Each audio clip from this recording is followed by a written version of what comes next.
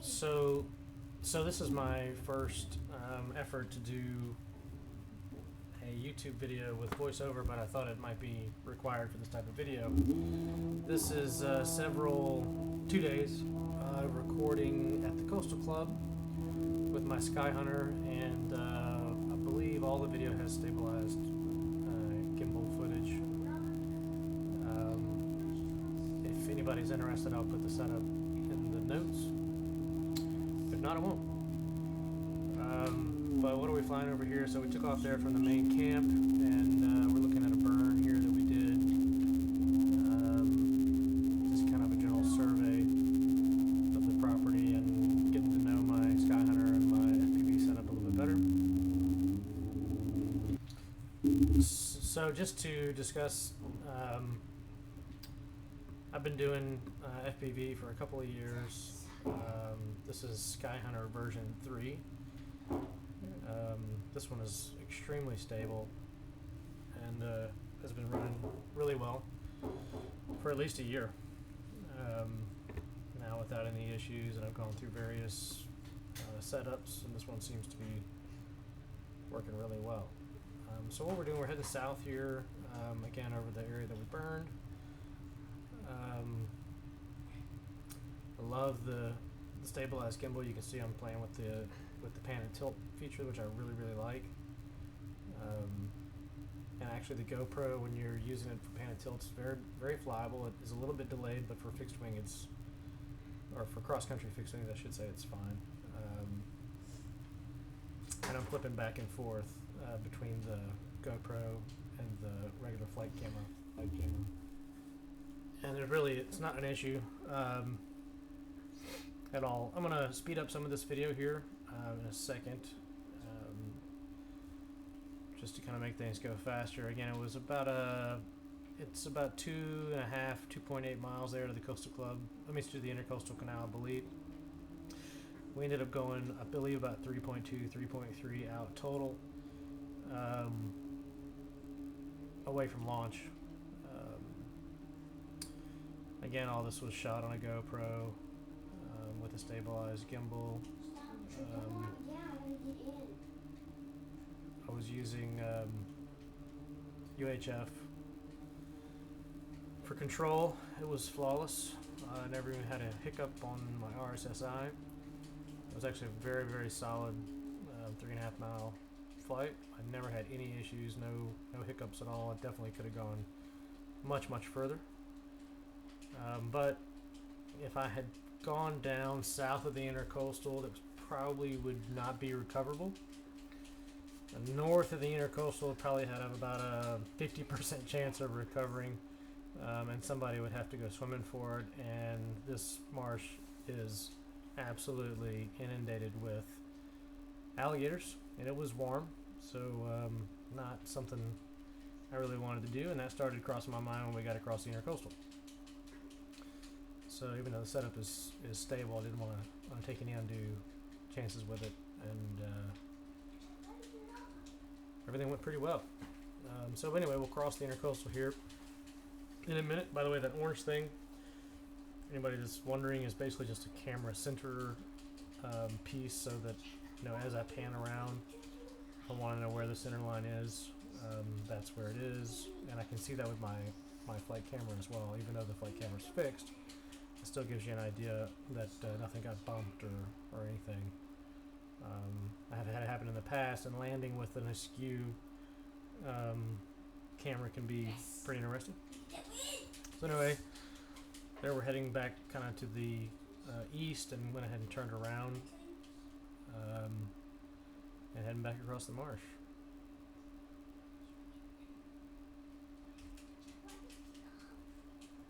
So here was this was that afternoon. I believe a couple of my friends had gone fishing, and we decided to launch and see if we could find them in the marsh, and we did. This is kind of one of the deeper canals here where they were fishing, and you'll see the boats approach there from the left. These are just little small boats. Once we found them, it was kind of fun. They swore that I was 50 feet over them, but according to my GPS altimeter, it was over 100 feet. At one point here, you'll see in a minute, I did get pretty low over them from a Fresnel point of view, and video got very, very bad. Luckily, you know, I immediately pulled up full throttle, and after I got about 100, 150 feet up, I immediately got my video back.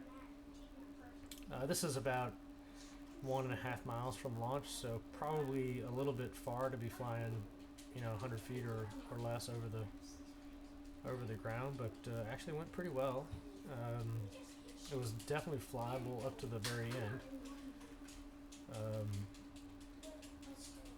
And then I always had to just, you know, my plan was always if I lost video, I've always got to return to home, of course, but in this situation, just full throttle and elevator up and kind of flying almost by instruments. Which I should mention, I use Eagle Tree Vector, which I've been extremely happy with. I was kind of an early adopter with it, and over the years it's gotten better, and I've gotten better, and it's extremely robust. It's very easy to set up. I've been very happy with it. I've got a quad with one on them. I've tried some of the other ones, and I don't think, for ease of setup, I think the Eagle Tree Vector has it, and I think definitely from an OSD point of view, it's the best there is, in my opinion. Not the cheapest, but it's pretty good. You'll see here I'm gonna do a low turn here. I saw him in the canal. I think I was trying to fly with the gimbal GoPro, which is a mistake. Very difficult to fly with that, even though you have the OSD on the GoPro as well. It's just the plane's going all over the place, and your camera does not respond the way you think, and it's not. You just basically can't fly with it fully gimbaled. There are now here clearly. This is where I'm actually using the pan and tilt function. But I'm looking through that while trying to fly. It's not super easy. Very easy to do if you're, you know, in cruise mode and you're not trying to, you know, strafe your buddies that are fishing down below you. But not easy to do. Not easy to do doing that. Anyway, that was kind of that. I had a good time seeing them, and they kind of thought it was cool. And that was, by the way, that last little bit was where I lost video, and you saw me pull up and, oh, it's right here, I'm sorry. So here I got really low. This is about as low as I got, and I completely lost video right about here, and so I just let full throttle and up, and I got video back right away, leveled off, but definitely got well below the Fresnel zone there. So anyway, that was that. Again, trying to think what other setup issues here. Plane's fairly efficient. Of course, it carries a ton of batteries, so you know, efficiency is, you know, less important, but it's still nice to have a little extra oomph. It was pretty calm this day. This plane definitely handles the wind really well. It has plenty of power, so that's not an issue.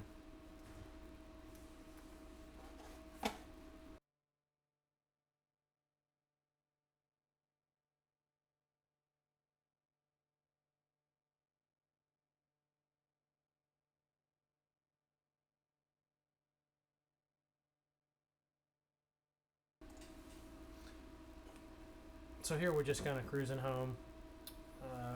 Not too exciting.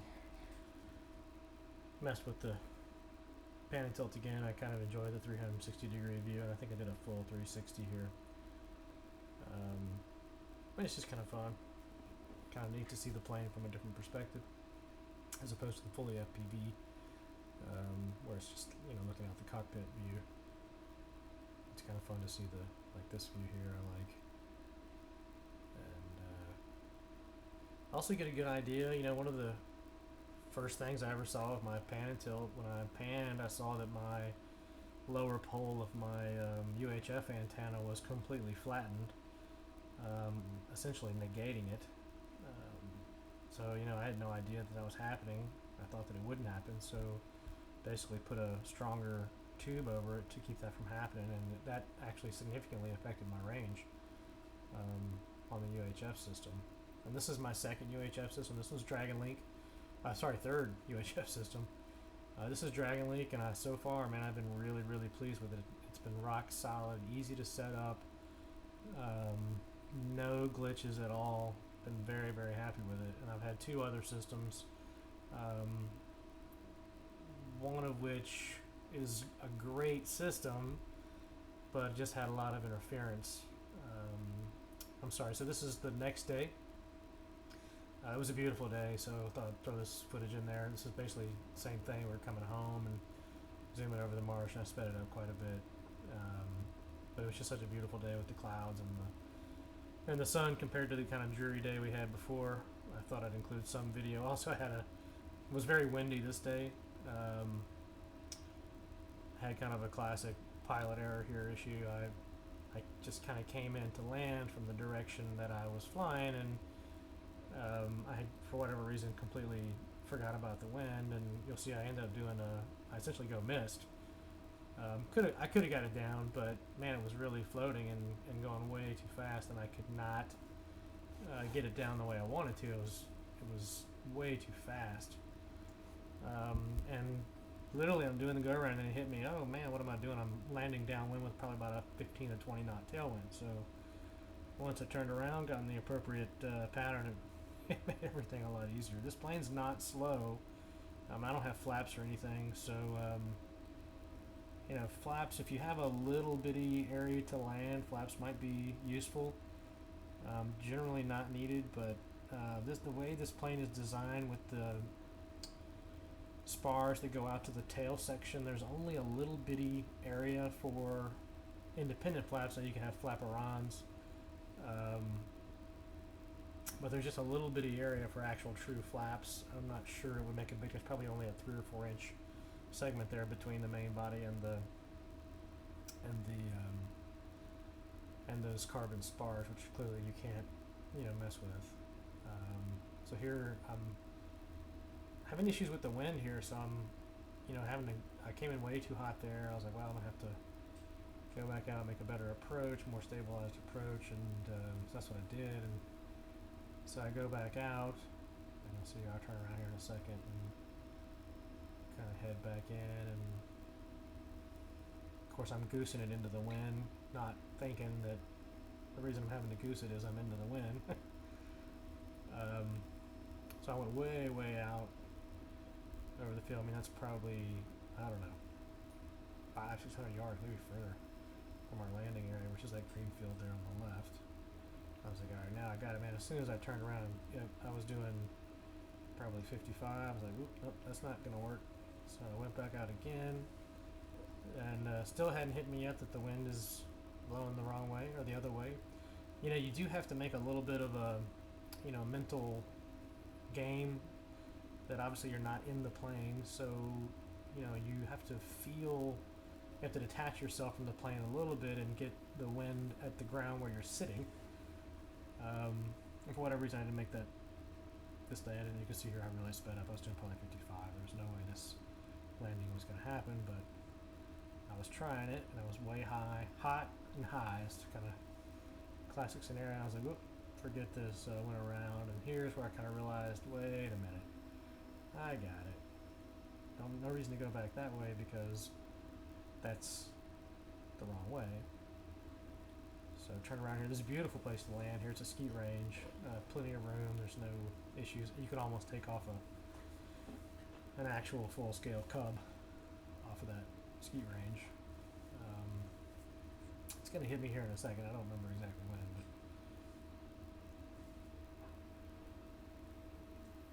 so of course this plane does not